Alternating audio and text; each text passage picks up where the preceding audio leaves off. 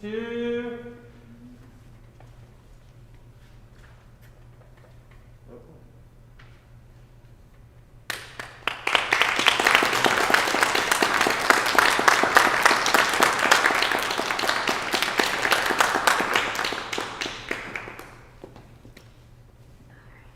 Hello, I'm Samantha Potter. Thank you all so much for logging on tonight.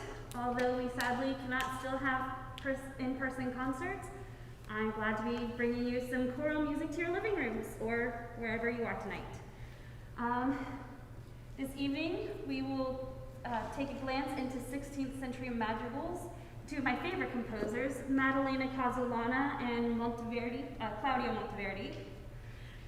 Although they worked 50 years apart, Casulana and Monteverdi had several correlations in style. Monteverdi studied many great composers that came before him, which had lasting impacts on his style. It is conceivable that Casulana was one of them. The 16th century was the time of the Renaissance, and even with many female heads of state during this time, they endured many old and common beliefs that women were inferior to men, physically, intellectually, and artistically. As a result, we have incredibly few female composers during this period. Though some, like Maddalena Casulana, were exceptions. She had the prestige of being the first female composer to have her music printed in the Western world in 1568. Casulana was also a lutenist, a singer of some repute, and possibly the first female to ever advocate for herself as a professional musician. Casulana earned the patronage of Isabella de' Medici Orsina, a noblewoman of the time, and dedicated the majority of her madrigals to the Madonna Medici. In 1570, she wrote the dedication to Isabella to the banal error of men, that the lofty gifts of intellect so much believed themselves to be patrons that it seems to them that women cannot equally be in common. Casulana wanted to present to the world that much as she could as a musician, that arrogant fault of men, that they alone are endowed with the intellect and artistry, and that such gifts are never given to women. Casulana's public dedication of women's weakness was not a small thing for the time. It's not a small thing for our time today either. She understood the implications of performing madrigal texts, the intricate balance of the speaker versus the performer's voice, and the objectification of women ingrained in the genre. Regrettably, most of Casulana's history of music has been lost to the ages. But what knowledge we do have grants us the ability to get to know her music.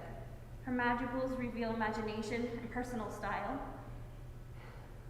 filled with endless applications of word painting, contrasting with the generic homophonic texture, imagination and themes replicated in contrasting intervals, using quirks such as excessive voice crossing, astonishing inversions, awkward ranges, parallel fifths, and octaves. Sometimes monotonous and cramped, her textures provide contrast in an arresting harmonic effect. Sometimes the piece's climax in a long melodic line, devised where one voice makes a slow, dramatic, chromatic rise. Casulana's handling of dissonance is masterful and modern in a time where these chords are seldom found.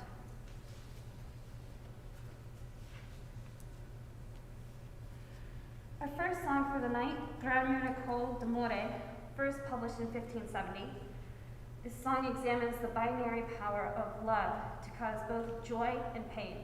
It speaks of love's capacity to kill and revive the soul, illustrating a death so pleasurable that the soul regrets living and embraces death instead. Casulana's framework for the text utilizes great rhythmic diversity and freedom between voices' prolonged passages of imitation, incorporating subtle applications of word painting, particularly emphasizing the difference between life and death in the text. Texture also plays a crucial role in the piece. For most of the piece, the first part of the poem is relatively listless in terms of movement. It meditates on love's dual nature, its power to kill and revive. But once the power speaks of love's influence on the soul, The poetic nature moves to an analytical to somewhat subsequent. The voice follows the tenor's lead, as the power speaks of the soul's journey to death, taking the speaker with her, building upon each other and leading each other into a cadence. Casulana divulges her sensitivity to poetic syntax, her talent to musically represent both stillness and motion within the tranquility of a meditative tone. Gran miracol d'amore, composed by Maddalena Casulana. Great miracle of love, that which kills. It gives life and in one can destroy. The soul revives and dies. When the soul regrets living, she has such a wish to die, that she loves him, and in him she dies, and I with her.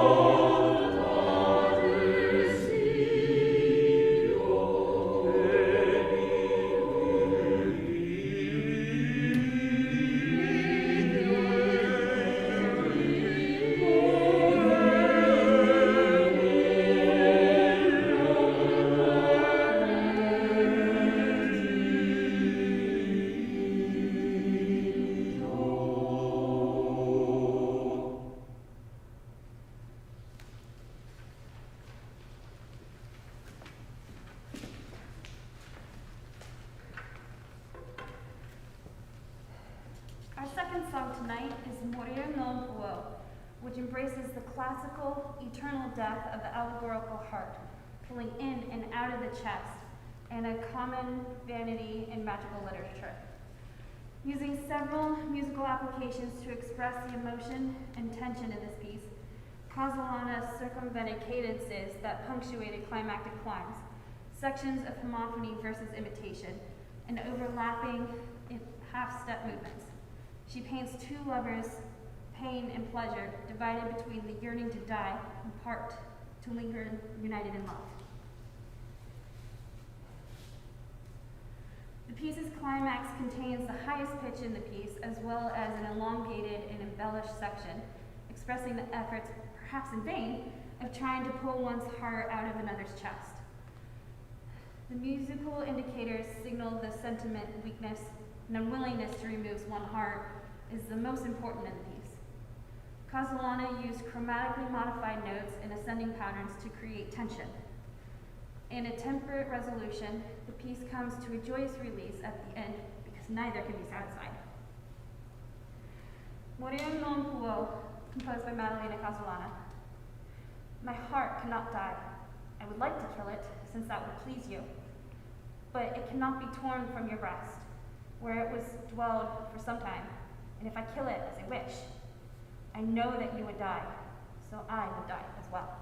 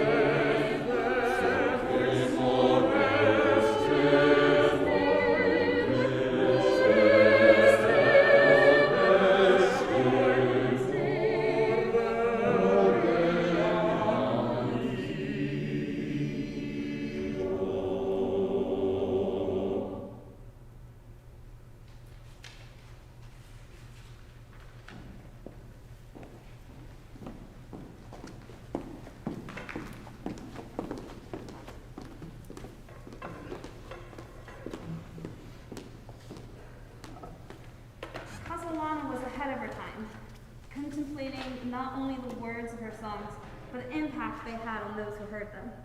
Our second composer tonight is Claudio Monteverdi. Before Monteverdi, most composers didn't think about the impact on the words that were being used. Their only thought was about making perfect music. The words were afterthoughts. Monteverdi took Casulana's example and created incredible works that are well known today because of their mastery and artistry. Monteverdi is the man who made madrigals famous. His first publication was in 1582, comprising of 2 books of madrigals that seemed more to delight rather than to convey any emotional fervor. In 1590, he became associated with some of the most outstanding musicians and composers of the time while he was under the employ of the Duke of Mantua. Over the next 11 years, he honed his style and skills, publishing 2 more books of madrigals in 1603, all the while drawing attention to his new avant-garde style, which grew increasingly dissonant.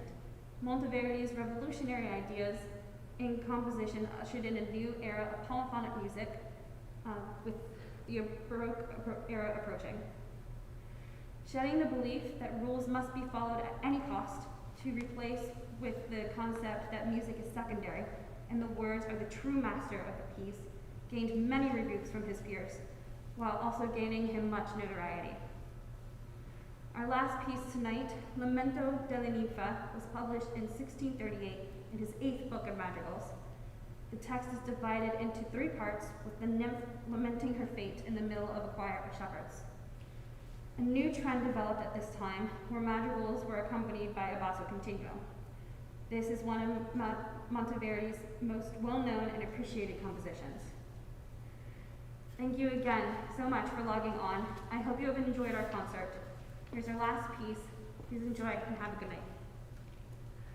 Lamento della ninfa, composed by Claudio Monteverdi. Phoebus had not yet brought the day to the world when a maiden so angry came out of her house. On her pale face, her pain could be read, and every so often, a heavy sigh came from her heart. Stepping on flowers, she wandered from here to there, bewailing her lost love with these words. Love, she said, love, gazing at the sky, standing still. Love, where is the traitor thou, unhappy one? Make him return to my love as he once was, or else kill me so I can no longer torment myself. The poor girl, no more, no, can she suffer so much ice. I no longer want him to breathe, unless far from me, so that he can no longer say the things that torture me. The poor girl, oh no, no more, no. Because I destroy myself for him, so full of pride as he is. But if I flee from him, again he entreats me. The poor girl, no more, no, can she suffer so much ice. The more serene eyebrow has he than mine, but love has not planted in his breast the fair of faith. The poor girl, no more, no, can she suffer so much ice. Not ever such sweet kisses will he have from that mouth, not softer, quiet, quiet. He knows it only too well, the poor girl. Thus, with indignant complaints, the voice rose up to the sky. Thus, in loving hearts, the love mingles, flame and ice.